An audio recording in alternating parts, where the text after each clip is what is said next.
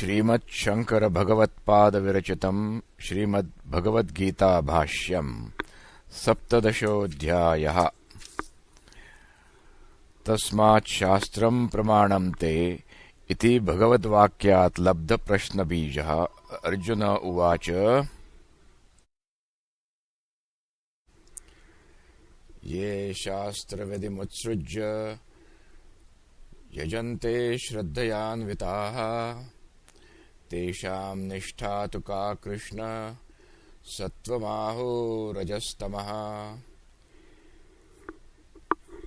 ये केचित् अवशेषिताः शास्त्रविधिं शास्त्रविधानं श्रुतिस्मृतिशास्त्रचोदनाम् उत्सृज्य परित्यज्य यजन्ते देवादीन् पूजयन्ति श्रद्धया अन्विताः।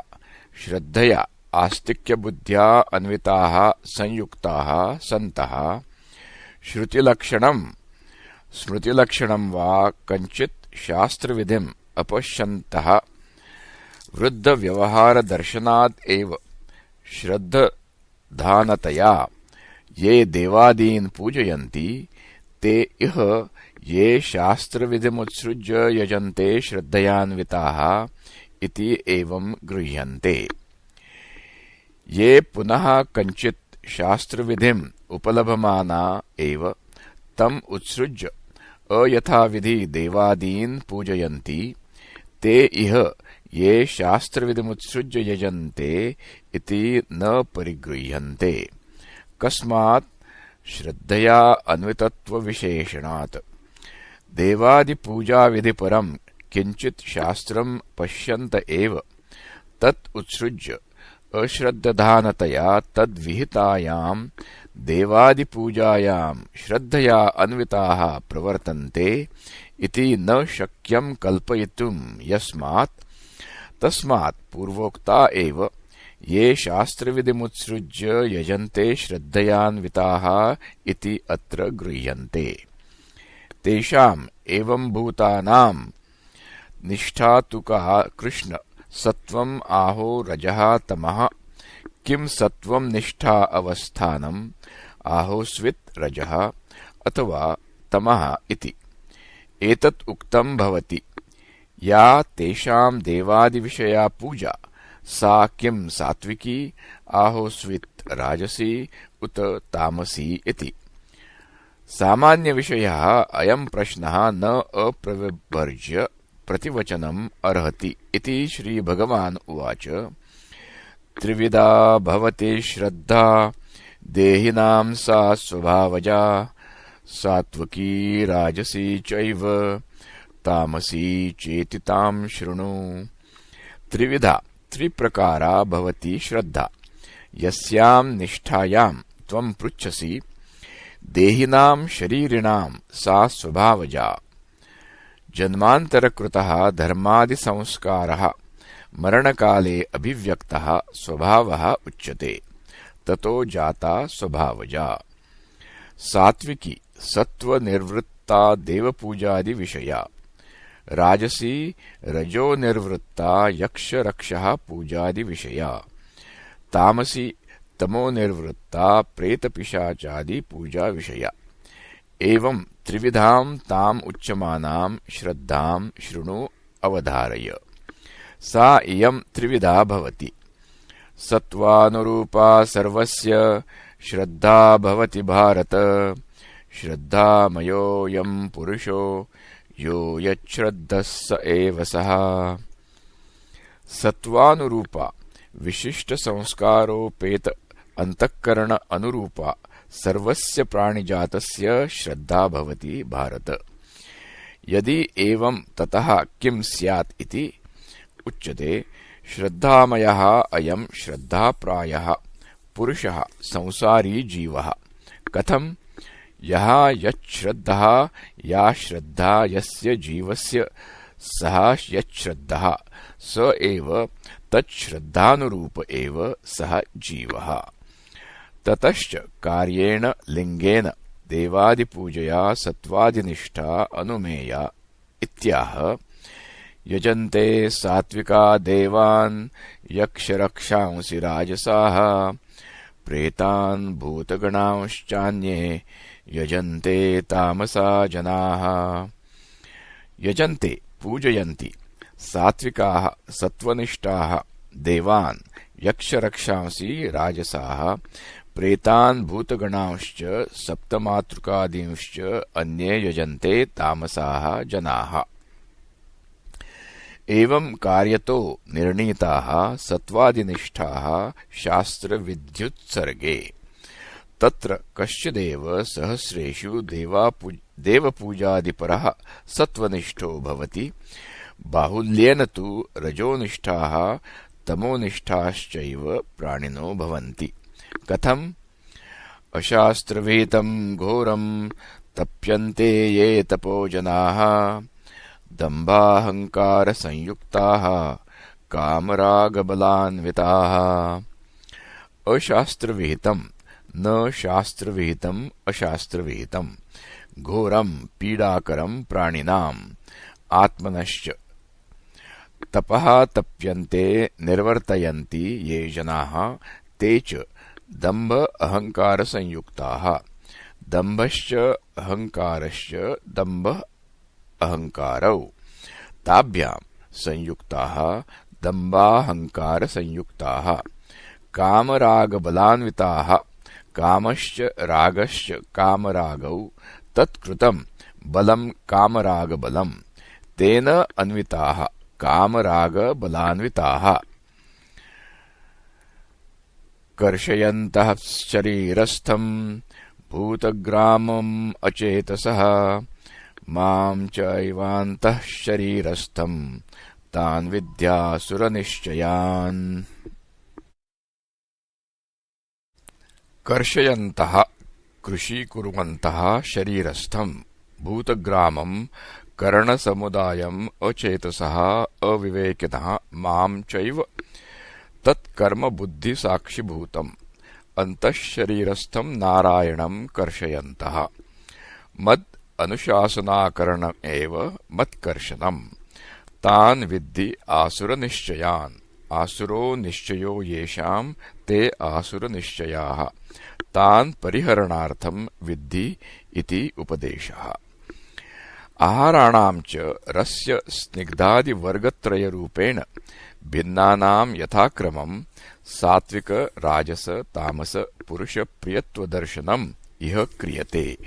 रस्य स्निग्धादिषु आहारविशेषेषु आत्मनः प्रीत्यतिरेकेण लिंगेन सात्विकत्वं राजसत्वं तामसत्वं च बुद्ध्वा रजस्तमो लिंगानाम् आहाराणां परिवर्जनार्थं सत्वलिंगानां च उपादानार्थं तथा यज्ञादीनाम् अपि सत्वादिगुणभेदेन त्रिविधत्वप्रतिपादनम् इह राजस तामसान् बुद्ध्वा कथं नु नाम परित्यजेत् सात्विकान् एव अनुतिष्ठेत् इत्येवम् अर्थम्। आह आहारस्त्वपि सर्वस्य त्रिविधो भवति प्रियः यज्ञस्तपस्तथा दानं तेषां भेदम् इमं शृणु। आहारस्त्वपि सर्वस्य भोक्तुः प्राणिनः त्रिविधो भवति प्रियः इष्टः तथा यज्ञः तथा तपः तथा दानम्। तेषाम् आहारादीनां भेदम् इमं वक्ष्यमाणं शृणु। आयुस्सत्त्वबलारोग्य सुखप्रीतिविवर्धनाः रस्याः स्निग्धाः स्थिरा हृद्या आहाराः सात्विकप्रियाः। आयुश्च सत्वं च बलं च आरोग्यं च सुखं च प्रीतिश्च आयुस्सत्त्वबलारोग्यसुखप्रीतयः तासां विवर्धनाः आयुस्सत्त्वबलारोग्यसुखप्रीतिविवर्धनाः ते च रस्याः रसोपेताः स्निग्धाः स्नेहवन्तः स्थिराः चिरकालस्थायिनः देहे हृद्याः हृदयप्रियाः आहाराः सात्विकप्रियाः सात्विकस्य इष्टाः। कट्वं ललवणात्युष्ण तीक्ष्णरूक्षविदाहिनः आहारा राजसस्येष्टा दुःखशोकामयप्रदाः। कट्वं लवणाति उष्णतीक्ष्णरूक्षविदाहिनः इति अत्र अतिशब्दः कट्वादिषु सर्वत्र योज्यः। अतिकटुः अतितीक्ष्णः इत्येवम्।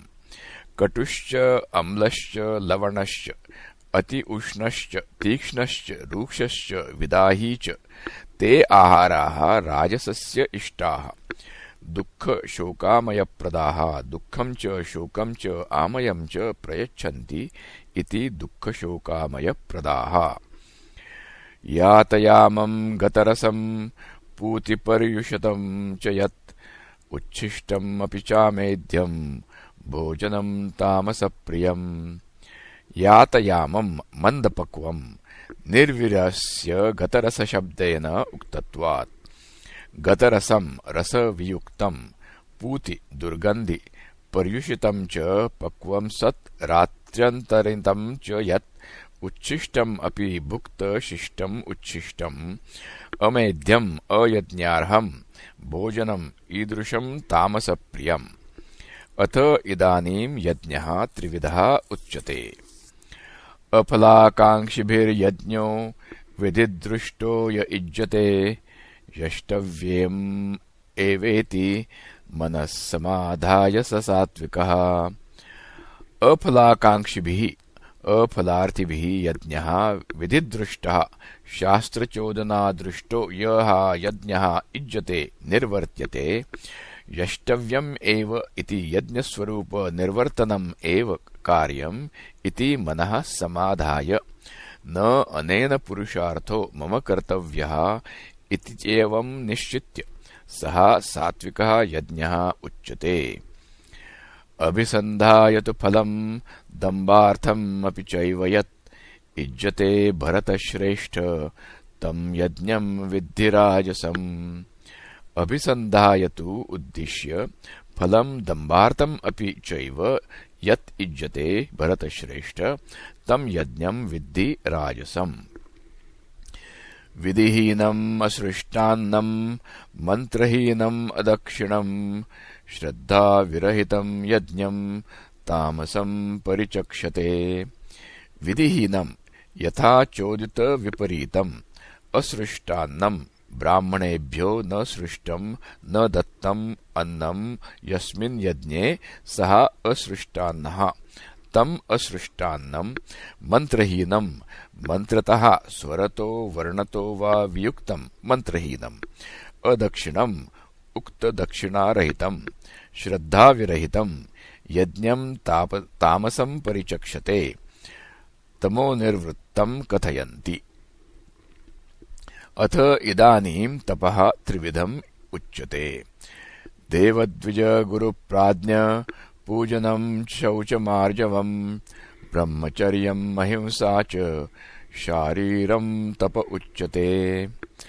देवाश्च द्विजाश्च गुरवश्च प्राज्ञाश्च देवद्विज गुरुप्राज्ञाः तेषां पूजनं देवद्विजगुरुप्राज्ञ पूजनं। शौचम् आर्जवं ऋजुत्वं ब्रह्मचर्यम् अहिंसा च शरीरनिर्वृत्त्यं शारीरं शरीरप्रधानैः सर्वैः एव कार्यकरणैः कर्त्रादिभिः साध्यं शारीरं तपः उच्यते। पञ्चैते तस्य हेतवः इति वक्ष्यति। अनुद्वेगकरं वाक्यं सत्यं प्रियहितं च यत् स्वाध्यायाभ्यसनं चैव वाङ्मयं तप उच्यते। अनुद्वेगकरं प्राणिनाम् अदुःखकरं वाक्यं सत्यं प्रियहितं च यत् प्रियहिते दृष्ट अदृष्टार्थे। अनुद्वेगकरत्वादिभिः धर्मैः वाक्यं विशेष्यते। विशेषणधर्मसमुच्चयार्थः च शब्दः।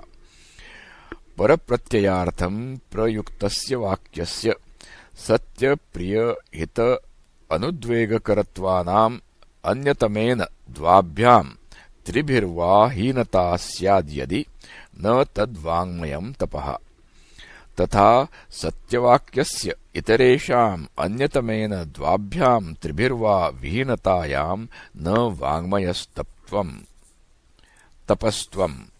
तथा प्रियवाक्यस्यपि इतरेषाम् अन्यतगेन द्वाभ्यां त्रिभिर्वा विहीनस्य न वाङ्मय तपस्त्वम् तथा हितवाक्यस्यापि इतरेषाम् अन्यतमेन द्वाभ्यां त्रिभिर्वा विहीनस्य न वाङ्मय तपस्त्वम् किं पुनः तत्तपः यत् सत्यं वाक्यम् अनुद्वेगकरं प्रियं हितं च तत्तपः वाङ्मयम् यथा शान्तो भव वत्स स्वाध्यायं योगं च अनुतिष्ठ तथा ते श्रेयो भविष्यति इति स्वाध्यायाभ्यसनं चैव यथाविधि वाङ्मयं तपः उच्यते मनःप्रसादः सौम्यत्वं मौनम् आत्मविनिग्रहः भावसंशुद्धिरित्येतत् तपो मानसम् उच्यते मनःप्रसादः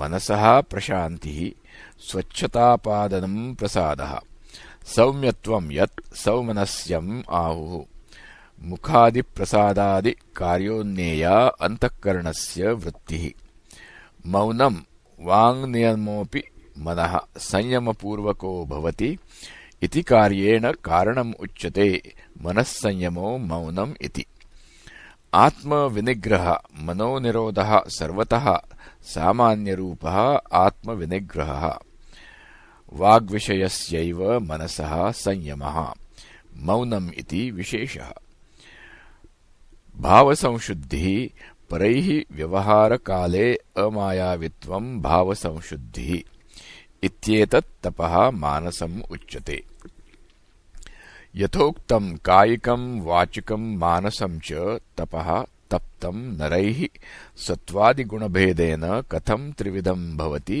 इति उच्यते श्रद्धया परया तप्तं तपस्तस्त्रिविधं नरैः अफलाकाङ्क्षिभिर्युक्तैः सात्विकं परिचक्षते श्रद्धया आस्तिकबुद्ध्या परया प्रकृष्टया तप्तम् अनुष्ठितं तपः तत् प्रकृतं त्रिविधं त्रिप्रकारं त्र्यधिष्ठानं नरैः अनुष्ठातृभिः अपलाकाङ्क्षिभिः फलाकाङ्क्षारहितैः युक्तैः समाहितैः यत् ईदृशं तपः तत् सात्विकं सत्त्वनिर्वृत्तं परिचक्षते कथयन्ति शिष्टाः सत्कारमानपूजार्थं तपोदम्भेन चैव यत् क्रियते तदिह प्रोक्तं राजसं चलमध्रुवम् सत्कारः साधुकारः साधुः अयं तपस्वी ब्राह्मणः इत्येवम् अर्थम् मानो माननं प्रत्युत्थानादि अभिवादनादिः तदर्थम् पूजा पादप्रक्षालनार्चनाशयितृत्वादिः तदर्थं च तपः सत्कारमानपूजार्थम् दम्भेन चैव यत् क्रियते तपः तत् इह प्रोक्तं कथितं राजसं चलं कादाचित् कफलत्वेन अध्रुवम् मूढग्राहेणात्मनो यत्पीडया क्रियते तपः परस्योत्सादनार्थं वा तत्तामसमुदारुतम् मूढग्राहेण अविवेकनिश्चयेन आत्मनः पीडया यत् क्रियते तपः परस्य उत्सादनार्थं विनाशार्थं वा तत्तामसं तपः उदारुतम् इदानीं दानत्रैविध्यम् उच्यते दातव्यमिति यद्दानं दीयते अनुपकारिणे देशे काले च पात्रे च तद्दानं सात्विकं स्मृतम् दातव्यम् इति एवं मनः कृत्वा यद्दानं दीयते अनुपकारिणे प्रति उपकारासमर्थाय समर्थायापि निरपेक्षं दीयते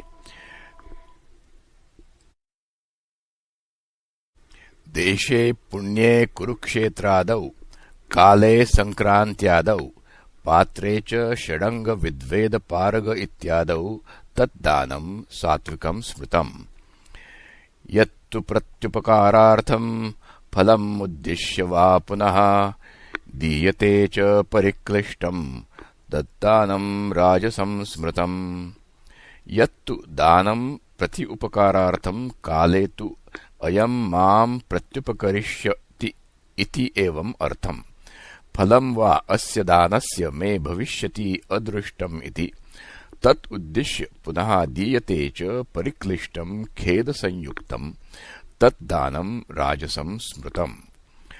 अदेशकाले यद्दानम् अपात्रेभ्यश्च दीयते असत्कृतम् अवज्ञातम् तत् तामसम् उदारुतम्।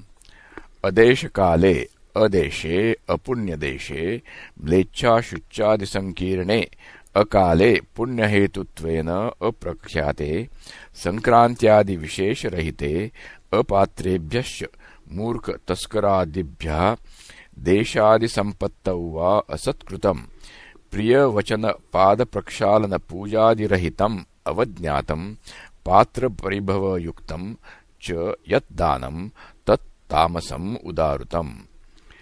यज्ञदानतपप्रभृतीनां साद्गुण्यकरणाय अयम् उपदेशः उच्यते। ॐ तत्सदिति निर्देशो ब्रह्मणस्त्रिविधः स्मृतः ब्राह्मणास्तेन वेदाश्च यज्ञाश्च विहिताः पुरा। ॐ तत्सत् इति एवं निर्देशः निर्दिश्यते अनेन इति निर्देशः। त्रिविधो नामनिर्देशः ब्रह्मणः स्मृतः चिन्तितः वेदान्तेषु ब्रह्मवद्भिः। ब्राह्मणाः तेन निर्देशेन त्रिविधेन वेदाश्च यज्ञाश्च विहिताः निर्मिताः पुरा पूर्वम् इति निर्देशस्त्युत्तरम् उच्यते। तस्माद् ओमित्युदाहृत्य यज्ञदानतपक्रियाः प्रवर्तन्ते विधानोक्ताः सततं ब्रह्मवादिनाम्। तस्मात् ओम इति उदाहृत्य उच्चार्य यज्ञदानतपक्रियाः यज्ञादिस्वरूपाः क्रियाः प्रवर्तन्ते विधानोक्ताः शास्त्रचोदिताः सततं सर्वदा ब्रह्मवादिनां ब्रह्मवदनशीलानाम्। तदित्यनभिसन्धाय फलं यज्ञतपक्रियाः दानक्रियाश्च विविधाः क्रियन्ते मोक्षकांक्षिभिः। तत् इति अनभिसन्धाय तत् इति ब्रह्म अभिधानम् उच्चार्य अनभिसन्धाय च यज्ञादिकर्मणः फलं यज्ञतपक्रियाः यज्ञक्रियाश्च तपक्रियाश्च यज्ञतपक्रियाः दानक्रियाश्च विविधाः क्षेत्र हिरण्यप्रदानादिलक्षणाः क्रियन्ते निर्वर्त्यन्ते मोक्षकांक्षिभिः मोक्षार्थिभिः मुमुक्षुभिः। ओम तच्छब्दयोः विनियोगः उक्तः। अथ इदानीं सच्छब्दस्य विनियोगः कथ्यते। सद्भावे साधुभावे च सदित्येतत् प्रयुज्यते प्रशस्ते कर्मणि तथा सच्छब्दः पार्थयुज्यते। सद्भावे असतः सद्भावे यथा अविद्यमानस्य पुत्रस्य जन्मनि तथा साधुभावे च असद्वृत्तस्य असाधोः सद्वृत्तता साधुभावः। तस्मिन् साधुभावे च सत् इति एतत् अभिधानं ब्रह्मणः प्रयुज्यते अभिधीयते। प्रशस्ते कर्मणि विवाहादौ च तथा सच्छब्दः पार्थ युज्यते प्रयुज्यते इत्येतत्। यज्ञे तपसि दाने च स्थितिः सदिति चोच्यते कर्म चैव तदर्थीयम् सदित्येवाभिधीयते। यज्ञे यज्ञकर्मणि या स्थितिः तपसि च या स्थितिः दाने च या स्थितिः सा सत् इति च उच्यते विद्वद्भिः। कर्म च एव तदर्थीयम् यज्ञदानतपोर्थीयम् अथवा यस्य अभिधानत्रयम् प्रकृतम् तदर्थीयम् यज्ञदानतपोर्थीयम् ईश्वरार्थीयम् इत्येतत् सत् इत्येव अभिधीयते। तत् एतत् यज्ञदानतप आदि कर्म असात्विकम् विगुणम् अपि श्रद्धापूर्वकम् ब्रह्मणः अभिधानत्रयप्रयोगेण सगुणम् सात्विकम् सम्पादितम् भवति।